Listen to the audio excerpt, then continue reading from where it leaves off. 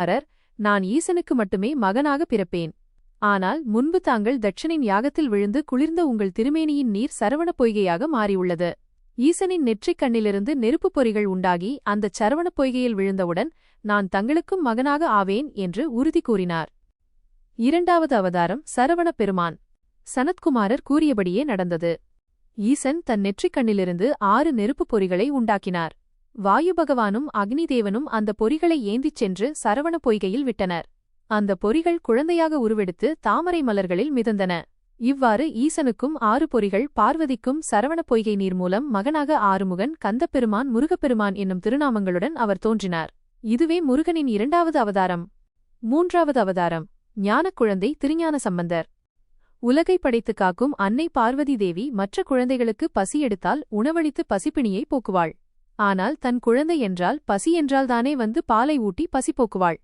அப்படி ஒரு நாள் சீர்காழியில் உள்ள சிவக்கோயிலில் குழந்தையாக இருந்த திருஞான சம்பந்தர் பசியால் அழுது கொண்டிருந்தார். அப்போது அன்னையான பார்வதி தேவியே நேரில் தோன்றி தன் மார்பில் சுரந்த ஞானப்பாலை அந்த குழந்தைக்கு ஊட்டி பசியை போக்கினார். ஞானப்பால் அருந்தியதால் அக்குழந்தை சிவஞானத்தில் சிறந்து விளங்கியது.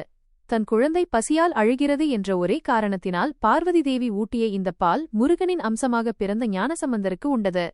இதுவே முருகப்பெருமானின் 3வது அவதாரமாக கருதப்படுகிறது.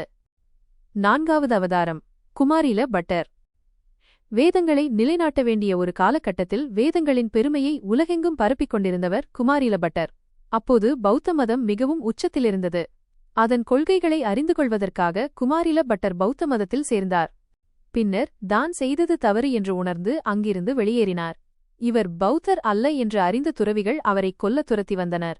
குமாரில பட்டர் ஒரு மலையின் உச்சிக்குச் சென்று, வேதம் சத்தியமென்றால் எனக்கு ஒன்றும் நேரக்கூடாது என்று சொல்லி மலையிலிருந்து குதித்தார்.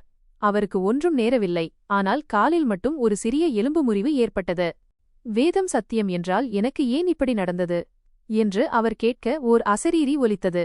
வேதம் சத்தியம் என்று குதித்திருக்க வேண்டும். ஆனால் சத்தியமாக இருந்தால் ஏன் என்று ஒரு சந்தேகத்துடன் உச்சரித்தீர்கள். அந்தச் சந்தேகத்தின் பலனைத்தான் இப்போது அனுபவிக்கிறீர்கள் என்று கூறியது. இதைக் கேட்டு மனம் வருந்திய குமாரில பட்டர் தனது தவறுக்கு பிராயச்சித்தமாக தன் உடல் முழுவதும் உமியை நிரப்பி நெருப்பு வைத்துக் கொண்டார். அப்போது ஆதிசங்கரர் அவரை காண வந்தார். குமாரில பட்டர் தனது நிலைமையை விளக்கி ஆதிசங்கரரை மண்டன மிஸ்ரரிடமும் சரசவாணியிடமும் சென்று விவாதித்து சந்தேகங்களை தீர்த்து கொள்ளுமாறு கூறிவிட்டு அந்த தீயில் மாண்டார். இவரே முருகனின் 4வது அவதாரமாக போற்றப்படுகிறார்.